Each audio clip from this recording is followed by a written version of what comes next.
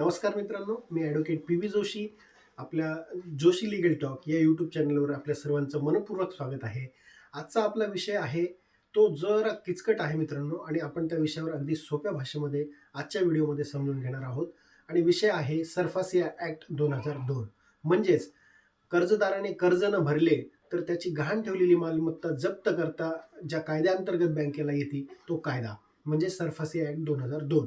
त्यामुळे व्हिडिओ शेवटपर्यंत नक्की बघा, कारण आपण या कायद्याबद्दल अगदी सुरुवातीपासून शेवटपर्यंत सोप्या भाषेमध्ये समजून घेणार आहोत.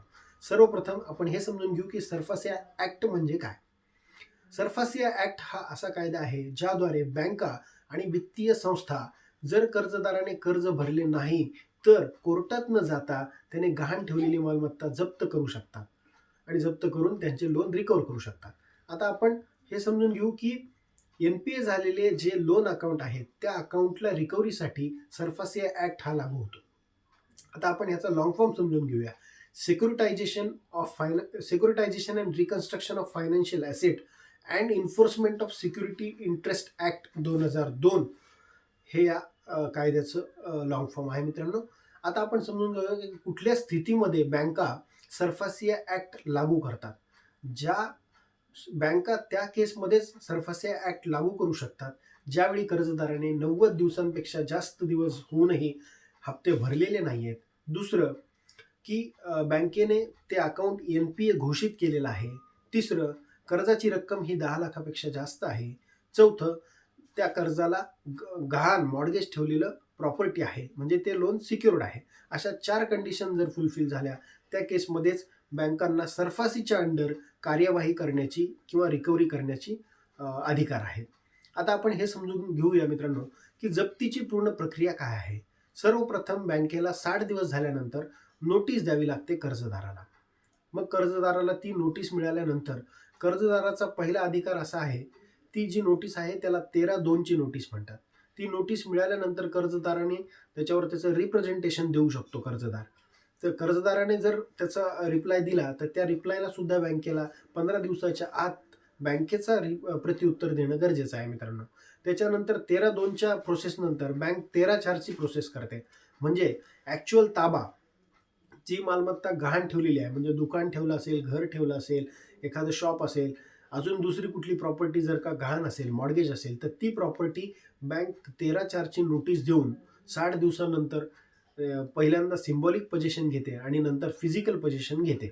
अशा पद्धतीने पोझिशन घेऊन नंतर पुढची प्रक्रिया काय आहे की ती लिलाव करते. लिलाव करून काय करते, पेपरमध्ये जाहिरात देते. मग लोक निविदा भरतात आणि निविदा भरून जे कोणी जास्त बीड करतील त्या त्या माणसाला ती प्रॉपर्टी विकल्या जाते आणि ती प्रॉपर्टी विकल्यानंतर लोन रिकव्हर बँक करून घेते. जर एखादी प्रॉपर्टी कर्जाच्या पेक्षा जास्त किमतीला विकल्या गेली तर त्या केसमध्ये उर्वरित रक्कम जी आहे तर ती रक्कम कर्जदाराला वापस करणे हे बँकेला बंधनकारक आहे.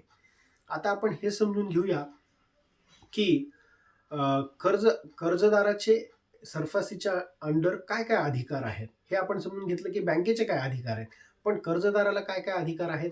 कर्जदाराचं जर का NPA अकाउंट घोषित झालं असेल तर त्या केसमध्ये सर्वप्रथम NPAची नोटीस त्याला येणं गरजेचं आहे. म्हणजेच 13(2)ची नोटीस त्याला येणं गरजेचं आहे. आणि त्या नोटीसमध्ये काय असेल की उर्वरित एवढी रक्कम तुमची पेंडिंग आहे, एवढं व्याज आहे आणि इतक्या दिवसात तुम्हाला ते भरायचं आहे. आणि तितक्या दिवसातही त्यानं जर ते भरलं नाही तर त्यानंतर बँक 13(4)ची नोटीस काढते. ती नोटीस सुद्धा कर्जदाराला मिळणे अत्यंत आवश्यक आहे. तर ह्या दोन्ही नोटीस मिळवण्याचा अधिकार हा कर्जदाराचा आहे. आणि त्यानंतर कर्जदार ह्या नोटीसला त्याचं उत्तरही देऊ शकतो 15 दिवसाच्या आत, 30 दिवसाच्या आत. त्या उत्तराला बँकेने परत प्रत्युत्तर देणं हे सुद्धा बँकेला आवश्यक आहे. जर ह्या उपरांत बँक जर का कार्यवाही सरफासीच्या अंडर करत असेल पण काही जर का त्रुटी बँकेच्या झाल्या असतील तर तुम्ही DRT मध्ये बँकेने ताबा घेतल्यापासून 45 दिवसाच्या आत DRT मध्ये तुम्ही अपील दाखल करू शकता.